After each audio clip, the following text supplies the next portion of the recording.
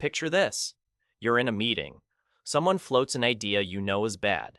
You feel it in your chest, that little actually no reflex.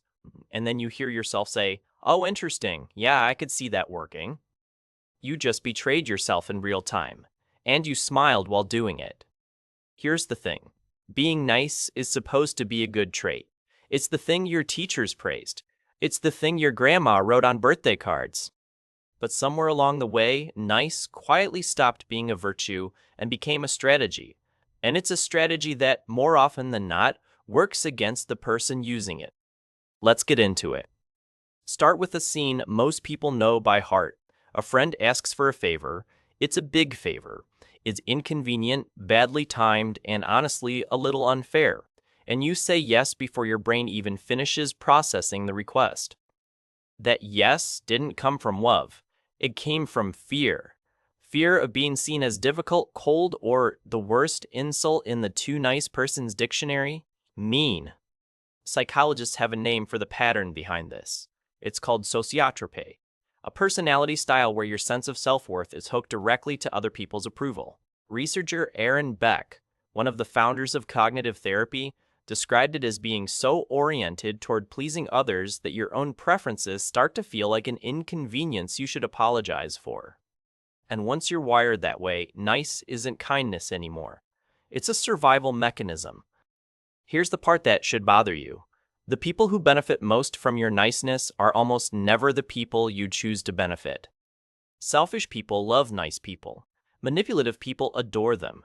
A person who is quietly desperate to avoid conflict is basically a walking green light for anyone who wants their way without pushback. Think of the coworker who keeps dumping tasks on you because you never say no. The friend who only calls when they need something.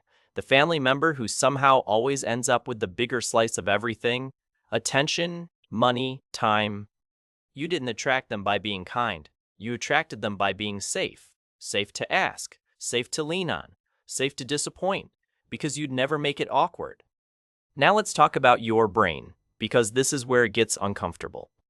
Every time you say yes when you meant no, your brain files a tiny receipt, a small internal note that says, "My comfort matters less than theirs." Do that once and you barely notice. Do it 1,000 times and you've built an entire identity around self-erasure. Psychologists studying self-concept have found that we don't just express who we are through our actions. We actually learn who we are by watching what we do. It's called self-perception theory, developed by Daryl Beam in the 1960s. You look at your own behavior and reverse engineer a personality from it. So if your behavior is constantly put myself last, guess what personality your brain quietly writes down? I am someone whose needs come last. And once that identity locks in, it starts feeling normal, even righteous. That's the trap. Being too nice doesn't just cost you things. It rewrites who you think you are. Here's another everyday scene. You're at a restaurant. The waiter brings you the wrong order. You look at the plate.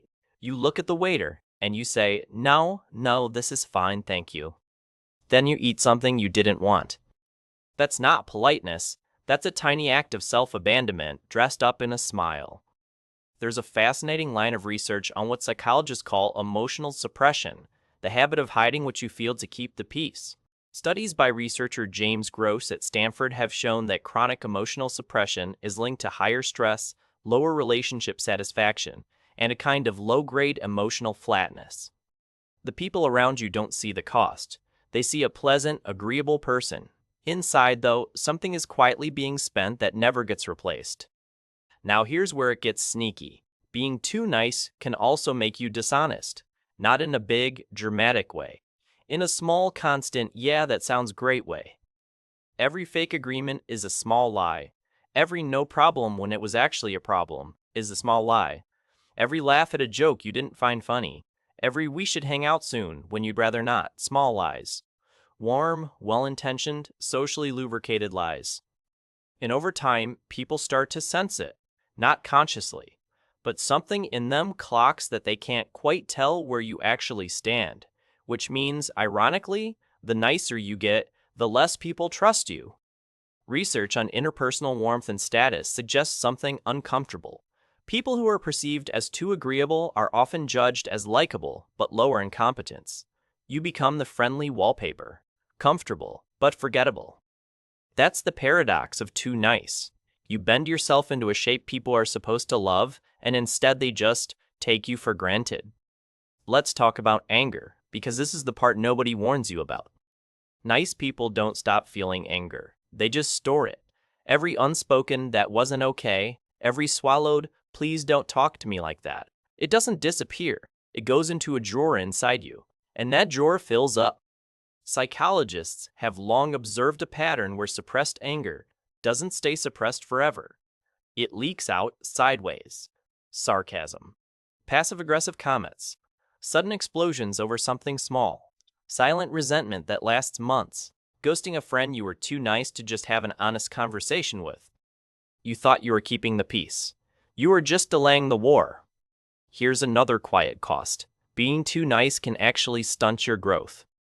Because growth almost always requires friction, feedback that stings, conversations that feel awkward, boundaries that upset people who were used to unlimited access.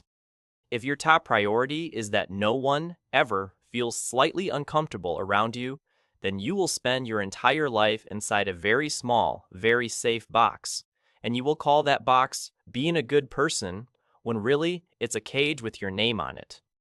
There's research on assertiveness training going back decades, work by psychologists like Andrew Salter and Joseph Wolpe, showing that people who learn to say no, express disagreement, and advocate for themselves report higher self-esteem, better relationships, and less anxiety, not because they became rude, because they finally started showing up as themselves. Turns out, other people can handle the real you a lot better than you think. Let's look at the workplace, because this is where too nice gets expensive. You're the person who stays late to fix someone else's mistake. You volunteer for the thankless task because someone has to. You don't push for the raise because you don't want to seem greedy. You let a coworker take credit because, hey, you're a team player. And then one day you look up, and the person who is half as talented as you got promoted. Twice. There's actual data on this. A well-known study by researchers Timothy Judge, Beth Livingston, and Charles Hurst found that agreeableness was negatively correlated with income, with meaningful effects across employees. Being pleasant, it turns out, is not the same as being valued. And here's the twist that stings. The world doesn't reward the person who quietly did the most. It rewards the person who clearly communicated what they did. Nice people tend to do the first and skip the second because self-promotion feels gross to them, so their work becomes invisible. And invisible work, no matter how good, doesn't pay. Now let's zoom out to relationships, because too nice is arguably the most dangerous there. In romantic relationships, the too nice partner often becomes the emotional janitor. They're the one smoothing every conflict, apologizing first even when they weren't wrong, absorbing their partner's bad moods, tiptoeing around sensitive topics. At first, it looks like harmony. Over time, it becomes something else. One person's needs get louder, the other person's needs disappear. Relationship researcher John Gottman has spent decades studying what makes couples last. One of his findings is that the healthiest couples don't avoid conflict. They engage with it, respectfully but honestly. The couples who suppress and keep the peace at all costs tend to build what he calls emotional distance. The silence looks like calm. It's actually erosion. Being too nice in love doesn't create closeness. It creates a quiet, invisible wall. And here's a smaller, sneakier version of this. Friendships. Think about the friend group where you're always the one texting first, always organizing the plans, always adjusting your schedule, always remembering birthdays, checking in after hard weeks. You're not being generous anymore. You're being taken for granted.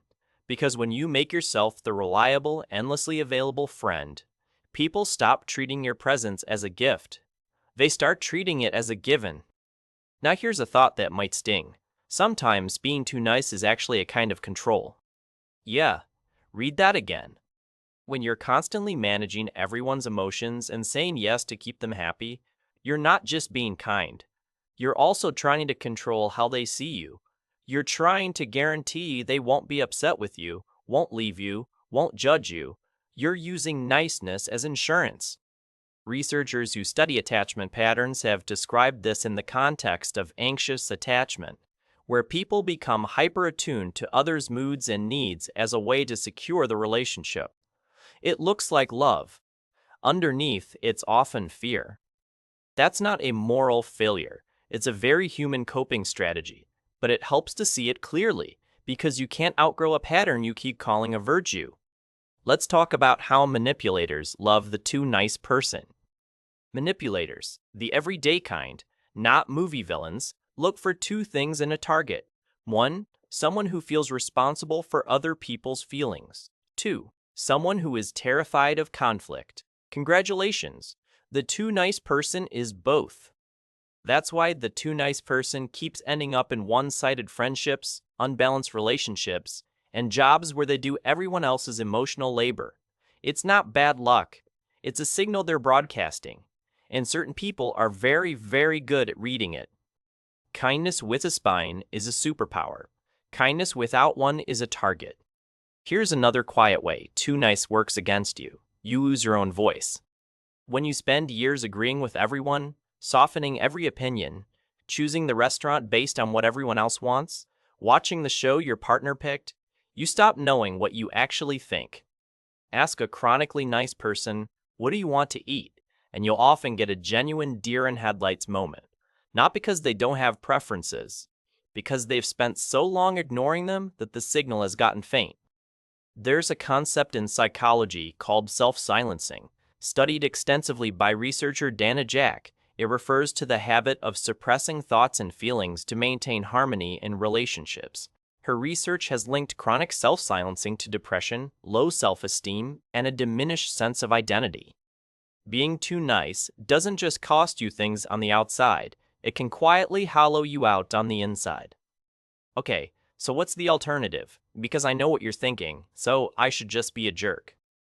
No, that's the false binary the too nice brain always jumps to.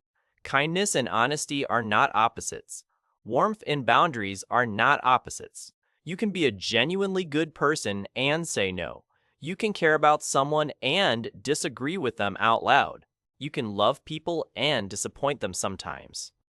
The word researchers often use for this is assertiveness, not aggression, not passivity, but a clear, respectful expression of what you actually think, want, and need. Studies on assertiveness training consistently show it improves mental health, relationships, and even physical stress markers. Assertive people aren't loved less than nice people. They're often loved more, because you can actually find them.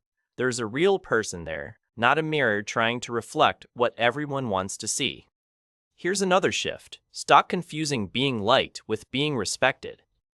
Being liked is easy. Smile, agree, disappear when convenient. Being respected requires something harder, showing up as a real person, with opinions, limits, and standards.